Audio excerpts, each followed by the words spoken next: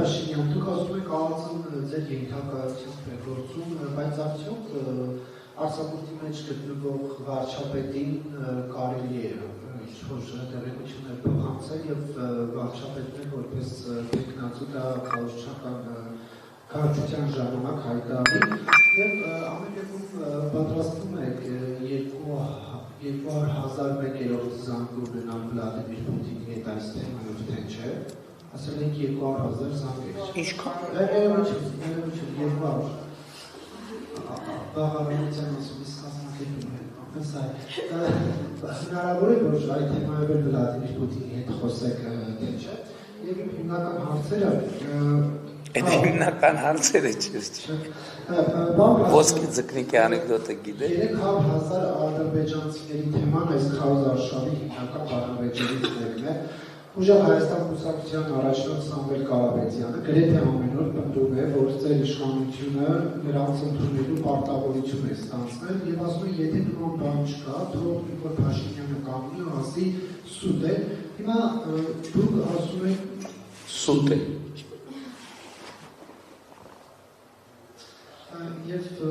վերջին հարցը,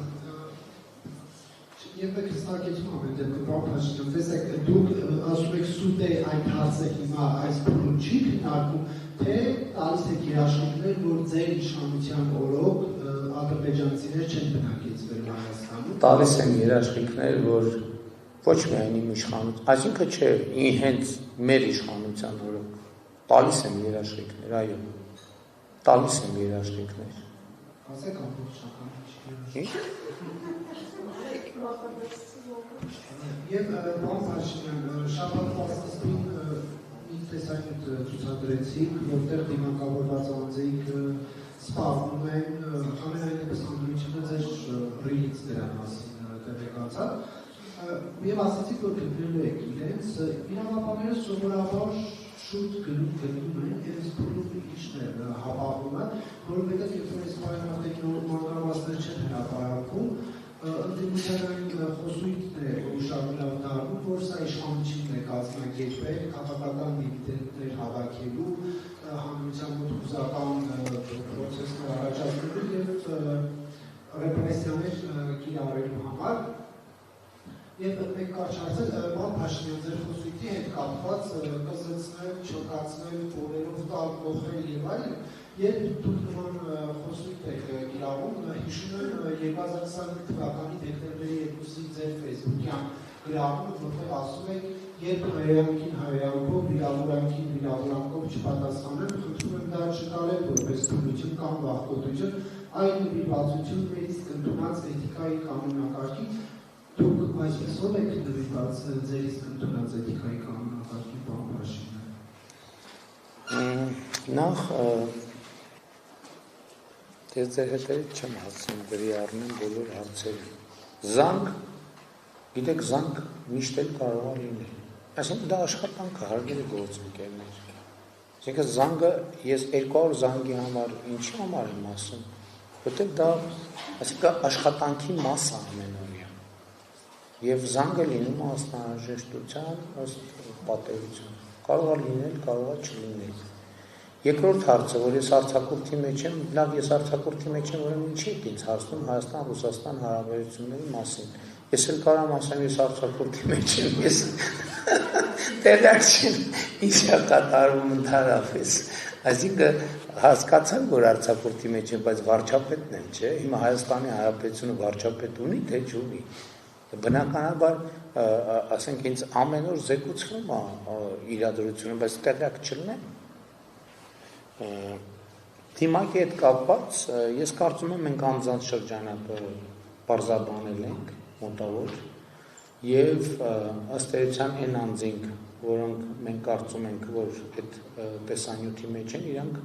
2024 թվականից Հայաստանում չեն։ Սա բայց օպերատիվ տեղեկություն է, որովհետեւ մենք ապացույց չունենք։ Մենք անազգաններ ունենք եւ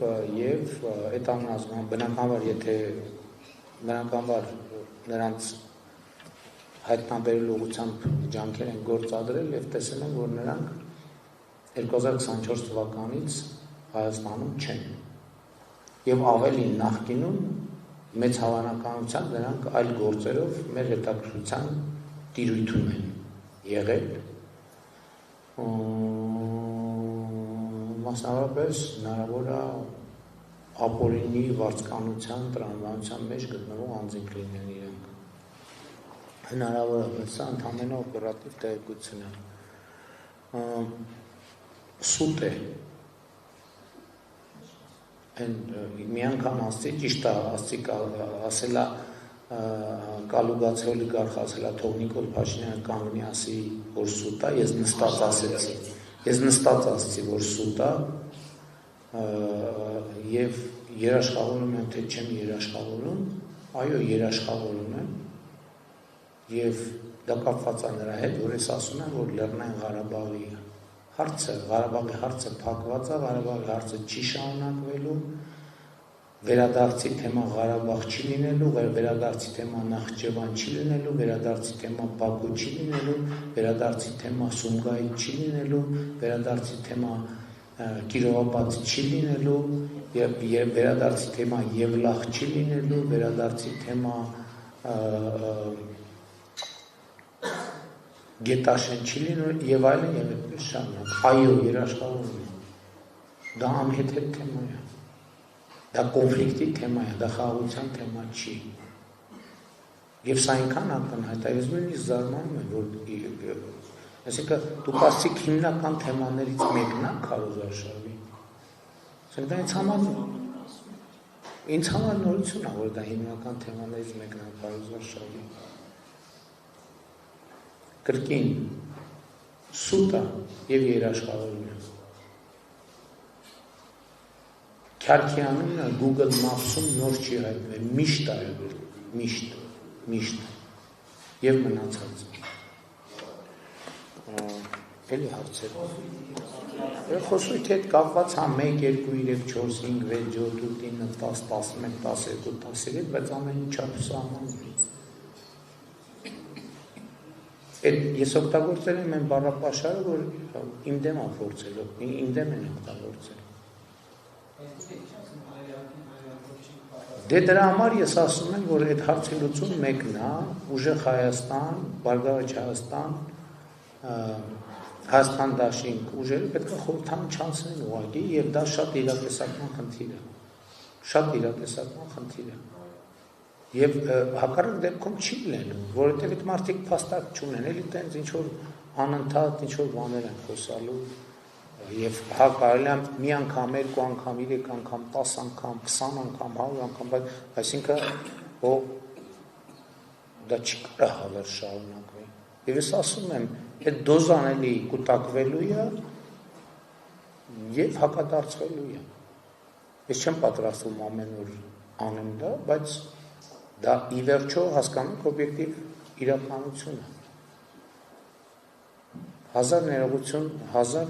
որ ձեր վրա եմ օրինակ վերում բայց եթե ես ձեզ ամեն օր անընդհատ այդ նույն բանը ասեք դա մի օր կասեք դե լավ դե սենց է երկրորդ օրը բայց մի օր բան կանեք չէ մի օր կասեք լավ ամեն ինչին չափսահման կա Ինքը ցանկացած մարդկային հարաբերության մեջ այդպես է ցանկացած քաղաքականությունից դուրս է ցանկացած մարդկային հարաբերություն երկու մարդու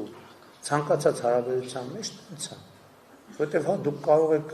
շատ կրթված լինել շատ կոռեկտ լինել դուք ձեզ համար ունենաք էթիկայի որոշակի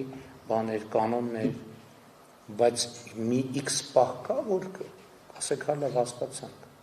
Այս աշխարհում մենակ ես ունեմ էթիկայի կանոնագիրք։